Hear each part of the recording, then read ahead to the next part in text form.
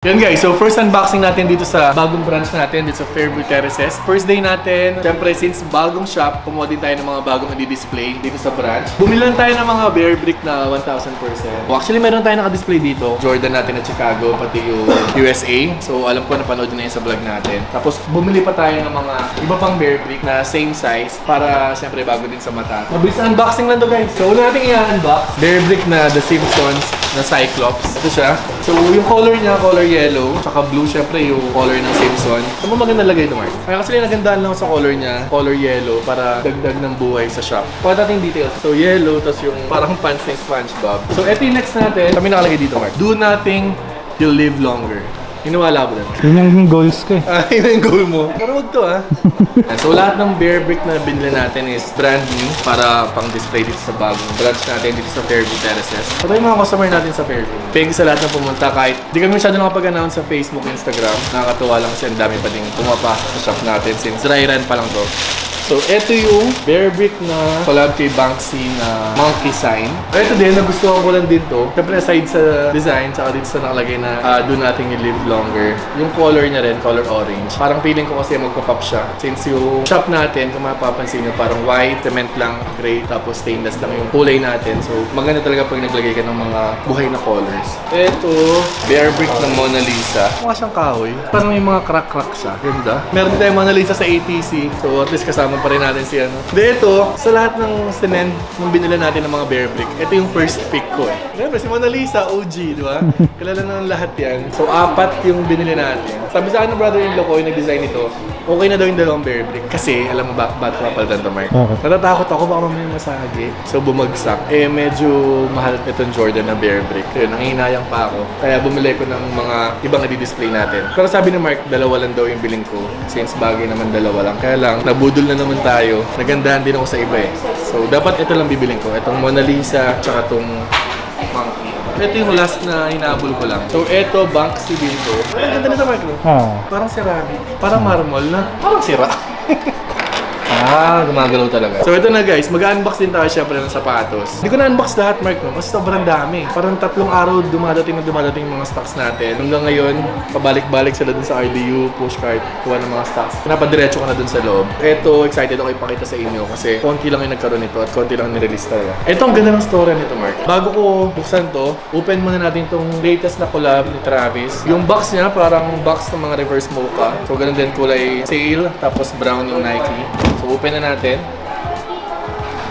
Ganda nito, no? Ganda ng color niya. So, ito yung Jordan 1 Low Golf na collab kay Travis Scott. Ayan. So, ito yung details niya. Kung makikita nyo. Ganun din yung material. Kung ano yung material niya sa mga olive, sa mga reverse mocha. So, yung white part is leather. Tapos, syempre, reverse na swoosh. So, ang difference lang, syempre, golf siya. So, dito sa tang, Jumpman logo. Tapos, may nakalagay na golf.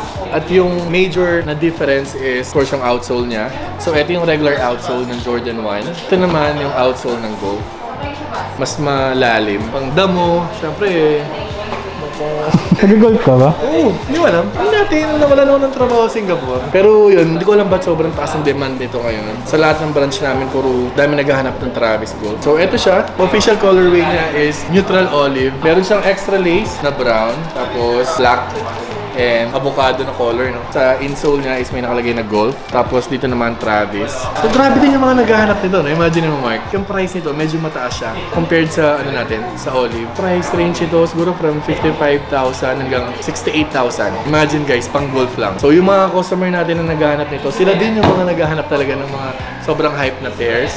So siguro gusto rin nila kahit nag-golf lang sila, kung ano man gagawin nila, gusto nila hype piece pa rin sila. Meron tayong mga dumating na sizes. Actually marami na tayo sold itong pairs na to. Kung naghahanap kayo ng Jordan 1 Low, Travis na gold, syempre alam niyo na saan kayo mag-DM sa Facebook, Instagram namin sa Rock and Soul PH. Or pumunta na kayo mismo sa aming mga branches. Ngayon, 4 na yung branches natin. For sure, meron ng medyo mas malapit sa lugar nyo. Kaya nga itong latest natin is Fairview Terraces branch. So kung nandito kayo banda sa mga North Caloocan, Commonwealth, San Jose del Monte, no, Mark, malapit na, no? Alam niyo naman to Fairview Terraces, syempre katapat lang siya ng SM Fairview. Mamaya ipakita natin kung paano pagpunta dito, no? Nasa prime location tayo, malapit lang tayo sa activity center. So next na i-unbox natin, ito yung sinasabi ko kanina. Ito yung Nike SB na collab sa Born X-Rays. So yung Born X-Rays, ano yun, streetwear brand from LA. So actually nakaset tong release na to, Mark. July pa. Pero na-move, what's that? Wow, Hammer Limousine! Ang anak ko, ano na, bata pa may collection na ng Tommy kasi sobrang dami na. Balik tayo dito guys. So kaya na movie release nito from July, naging September 28 kasi yung founder ng Born X Race is namatay. So ayun yung naging story niya. So bali, i-release na dapat, pero namatay yung founder, hinold ng Nike yung release, tapos nag-add sila ng detail sa sapatos. Lapit, di ba? Pakita natin kung ano yung details na nilagay. Yan guys, so eto yun, suede siya. Tapos may nakalagay dito na one block at a time, pati dito sa may tongue. So may nakalagay na Born, tapos SB. Ganun din sa insole niya, so Born, SB. So eto yung maliit na details na nilagay nila. So sa lace, pinrintan nila ng In Loving Memory. Since namatay na nga yung founder na si Chris Panko. Tapos dito, instead na butas-butas lang, parang pabandana eh. Yung naging design niya dito. Tapos yung swoosh niya makapal, tapos nag-iiba ng kulay, parang hologram. Tapos may mga extra lace siya na white. Siyempre, since SB siya, pang skateboard siya, so makapal yung tongue. Tapos sa ilalim niya, may nakalagay din na Born, tapos SB, tapos kulay pink yung sa may Nike SB na sa outsole niya. Pero naman palang extra lace na pink. So kung interested kayo dito sa Nike SB na collab sa Born X Race, siyempre, alam niyo na, punta lang kayo dito sa Rock and Soul. Lalo-lalo na dito sa bagong branch natin, sa Rock and Soul Fairview Terraces branch. Since bagong bukas ng branch natin, tuturo ko sa inyo paano pumunta dito sa Rock and Soul Fairview Terraces branch. Siguro from dun sa entrance, lakad lang tayo. Pakita ko lang sa inyo kung ano yung mga katabi para at least pagka pupunta kayo dito, hindi na kayo maligaw. Kasi kanina alam ko, Mark, naligaw ka, no? Walk trip ka kanina. Tsaka baka may hindi pa alam masyado ng mga guards kasi bagong open lang tayo. So ngayon nandito tayo sa entrance ng Fairview Terraces. Kasi maraming entrance to eh. Ito yung entrance na may puno na malaki, tapos may fountain. Maraming restaurant na paikot. So nandiyan yung Romantic Baboy, may North Park, Jayco, Shakey's. Pagpasok nyo, sundan nyo na lang ako. So actually, sobrang lapit lang nitong Rock and Soul sa main entrance. Kapag pasok nyo, activity center na. Tapos sa kanan, makikita nyo may own days. Tapos makikita nyo agad yung Rock and Soul. Kita ba dyan, Mark? Okay, may mas pinakamadali, Mark eh. Pagpasok nyo ng entrance, mayroong concierge dito. So, tanungin nyo lang saan yung Rock and Soul. Tuturo na agad kayo doon. So, ganun kalapit. Sobrang prime ng location natin dito sa Fairview Terraces. So, hindi ka naakyat o bababa. Hindi mo nahanapin kasi ito yung activity center. Kung saan ka man pumasok na entrance, tanong mo lang saan yung activity center. Sobrang lapit na namin doon. So, ang katabi namin, yung malaking shop na gagawin ng Anta. Tapos sa may right side is yung guest. Tara, punta tayo. So, ito, merong Karamiya dito na pop-up store nila. Tapos, ito na. Ayan, at nandito tayo sa shop ng Rock and Soul sa Fairview Terraces. So, bigyan ko na rin kayo ng konting tour dito sa store natin. Gabi na, medyo konti na yung tao. Tara, pasok tayo. Pagpasok nyo, syempre makikita nyo agad malaking logo natin ng Rock and Soul. So, ayun yung cashier area natin. Tapos dito sa gitna, so ito yung upuan natin, Mark. So, yung upuan natin, tapos may mga display din tayo dito. Bear bricks, may mga, kung ano yung mga best-selling items natin, nilalagay natin sa center display natin. Tapos dito naman sa may left side, so ito na yung sneaker wall natin. So, pakita natin yung mga available na sneakers. So lahat yan, syempre nandiyan yung mga mabenta na sapatos sa atin. So syempre Adidas Samba, marami tayong colorways ng Adidas Samba. Mga Jordan 1 Low, New Balance 327, 530, Dunk Close. Syempre may mga Yeezy Slide. So ano yung mga nakikita nyo sa Instagram, Facebook namin, syempre makikita nyo yung personal dito sa bagong branch na to. Di ba minsan mahirap din mag-order online kasi gusto makita personal. Ito na yung chance nyo, punta kayo dito sa Fairview Terraces branch kung dito kayo malapit. Syempre alam nyo naman meron din tayo sa Tomas Morato, sa Estancia, kung doon kayo bandang Pasig or kung sa bandang South kayo, meron tayo sa Alabang Town Center. Pero dito sa bagong bukas natin na branch, kung malapit lang kayo dito sa Fairview Terraces, hindi nyo na kailangan dumayo pa ng Estancia, ng Tomas Morato na branch natin. So punta lang kayo dito para makita nyo rin personal yung mga pairs. And kung gusto nyo mag-fit, syempre pwede din. So yun. Siya konti lang eh.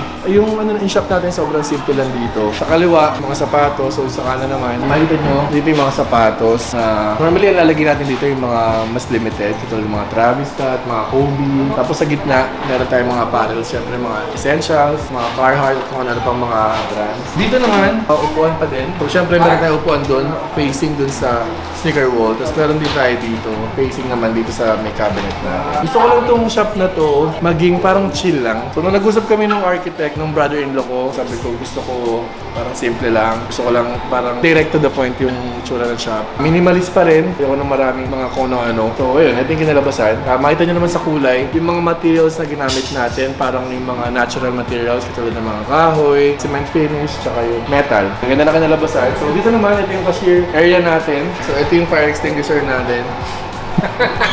Di pa lang tayo tapos talaga mag-transfer ng mga stocks natin. Pero for sure, kung ano yung hahanapin dito sa branch na to, ayun yung stock natin, no? Since ang Rock and Soul meron ng 4 branches, inaaral namin din yung market. Syempre, iba't iba yung mga sapatos na nabibenta per branch. So, syempre, since bago pa lang kami, aaralin namin kung ano yung market namin dito, kung ano yung mga sapatos na hinahanap dito sa area na to. Syempre, yun yung ipoprovide natin. So, ito, naglagay tayo ng halaman dito para, di ba, pasok pa rin sa team natin na gusto ko natural. Kasi sa request ko lagi, gusto ko sa branch ng Rock and Soul, gusto ko lagi may halaman. So, solid nga, may puno eh. May crossing pa, may simbahan. So, dito, ito lang kinaya kasi medyo maliit to. Sa baba, naglagay na tayo ng mga bato-bato. Kaya, syempre, Astro Boots natin, mga display natin. Ang nakakatawa lang dito, Mark, bukod sa mga sapatos, yung mga laruan natin, yung mga binili lang natin, hindi for sale, talagang for display lang, para lang dito talaga sa branch na to. Syempre, asahan nyo yung dalawang branch na i-open natin. Challenge namin ni Mark, designer ng shop, is syempre, di lang ganito kaganda dapat mas maganda pa yung magagawa namin. Kada branch na i-open. So, sobrang excited din kami sa Solinad branch. Kada branch, parang may kanya-kanyang character. Napakita ko naman sa inyo yung design ng Solinad, di ba? Yeah. Sobrang character na, no? May bahay sa loob, tsaka simbahan. So, dito naman tayo. Pagpasok na dito, diretso. So, ito pa namin cashier. Hello naman kayo, guys. Hello po. Yeah, so tatlo na lang sila kanina, 5, so umuwi na yung dalawa. Pagod na rin sila from 10 AM. Ngayon, magna-9 na. So ilang oras na yun? Ito, walang pilitan to guys, ha? Baka mapadole ko eh. Pinapauwi na nga namin si Kyle, ayaw pa rin umuwi. Dapat ang duty nila 10 to 7. So tinanong natin sila kung sino na gusto umuwi. Siyempre, in-explain na naman natin sa kanila, tsaka alam naman nila na kailangan mo na mag-sacrifice since first day natin. So ang dami pa rin naayos. Ayan yung cashier natin. Pakita mo lang, Mark. Natutuwa din ako sa cashier na to eh. Kakaiba yung design yan, Mark. Shape nitong cashier natin, kakaiba. Ginawa natin kahoy kasi dati yung katulad sa ATC, yung ginawa natin yung parang laminate na yun. Kaya lang nababakbak. So ngayon, nag-isip kami ng way para mas maging matibay yung sa cashier area natin. Cement finish. Tapos yung countertop ginawa nating stainless. So ngayon mga sa kusina, siguro dapat lalagay tayo lababo dito. Itong stainless na to, hinabo lang namin to. Dapat ganito lang din siya. Cement finish lang din. Pero naisip namin ni Mark, mas maganda kung stainless para at least mas matibay. Medyo gasgasin lang siya tsaka dumihin, so kailangan nang linisin. Ito naman yung logo natin. So naggumawa tayo ulit ng malaking logo parang sa stand siya. Tapos yung pinaka-wall natin is ang malaking stainless. Dito tayo sa may door na to. Lahat actually ng part ng shop na to talagang pinag-isipan. Kung makikita nyo, ito yung wall natin ng sneakers. Tapos dire-diretso lang siya. So cement. Plus dito cement. Tapos itong pati pinto natin, ginawa nating cement finish din. Para siyang diretso lang na may door na blank. So ito yung fitting room natin. Fitting room natin na tinambakan muna ng mga box ng Bear Bricks. Clear natin to, hakutin natin since dahil ba ating ginagawa. So itong kabilang pinto naman, so ito yung stock room natin. So sa ngayon, konti pa lang yung sapatos na nandito. Magulo pa to eh. Kasi hindi pa tayo tapos mag-akot ng mga sapatos. Hindi pa tayo tapos mag-akot ng sapatos. Pero parang saglit lang puno na agad. Para ito. May pizza, may donut. Kaya na natin. Parang naisip ko lang din, minsan, pwede mo maging background din. So parang pwede rin tayo dito minsan, di ba? Mag-unboxing na nakaupo lang. Kaya ayoko din sana palagyan tong, ano talaga, tong gitna. Or pwede tayo mag-podcast dito. Pero asahan nyo, siguro yung mga contents namin sa mga susunod, madalas dito muna kami sa Fairview Terraces since nakafocus talaga kami ni Mark dito. Siyempre, po-promote itong branch na to since ito yung pinaka-baby pa na branch. Ito lang yung magiging pinaka-babing branch siguro for 2 or 3 weeks kasi may mga anak na naman na isa pang branch sa Solinad naman. Sobrang satisfied ako dito sa branch to kung paano siya natapos. Araw-araw kaming puyat. Siyempre dahil binibisita natin, may kinoconsult sila kung ano yung mga finishes. Para nakasanayan na rin namin kahit dati pa na kapag kami kinoconstruct, gusto ko sobra active ko, gusto ko sobra involve ako. Isa to sa pinaka naka-stress na part sa pagtayo ng bagong branch. Pero ako nag-e-enjoy din kasi ako eh. Actually, itong branch na to, compared sa lahat ng mga tinayo namin ng mga branches before, so ito yung pinaka-relax din. Sobrang smooth lang nung naging construction ito. Mula sa pagkuha ng mga permits sa lahat, di ako masyado na-stress. Napuyat lang oh. Ngayon, mamayang gabi, matutulog ako ng mahaba. Di ako muna mag-isip kasi hindi pang isipan yung mga stocks pa ko, ano pa yung mga kulang sa shop dito since first day pa lang. Para ma-experience nyo, tsaka makita nyo rin sinasabi ko, dalaw lang kayo, feel free to visit us dito sa Fairview Terraces Mall. Alam nyo naman paano pumunta, napakita ko na sa inyo. Ayun, sobrang mabait na mga staff natin dito. Pwede kayo magtanong sa kanila, pwede nyo i-check mismo yung sapatos. Ayun, tsaka kung meron kayong gusto na wala dito, pwede silang kausapin. Siyempre, forward din naman nila sa akin yan. So, tulungan namin kayo hanapin yung gusto nyong pair. Stay tuned sa next branch na i-open natin. Nasa 60% na siguro yun. Latest na, after 3 weeks mag-open tayo. Pero feeling ko mga after 2 weeks lang makapag-open na tayo sa Soledad branch. So, panibago na namang puyatan yan. So, feliz natin. This week, start yun ng construction. So, marami lang kasi mga plans na kailangan i-submit. Okay na naman lahat. So, this week, start na sila mag-construct. Isa yun sa pinakamalaking branch ng Rock and Soul. So, yun. Gusto ko lang magpasalamat sa lahat ng pumunta ngayong Raira namin. Alam ko wala namang announcement sa social media namin. Salamat sa mga dumaan, pumunta, kahit late post, yung mga pag-post namin sa Instagram. Pasensya na dun sa pumunta noong October 28 kahapon. Kasi alam ko nung last vlog namin, in-announce ko yun na October 28, mag-open to. Kaso, madami pang mga binago, marami pang mga niretouch. Yung mga napansin ng mga engineer, syempre, kailangan nila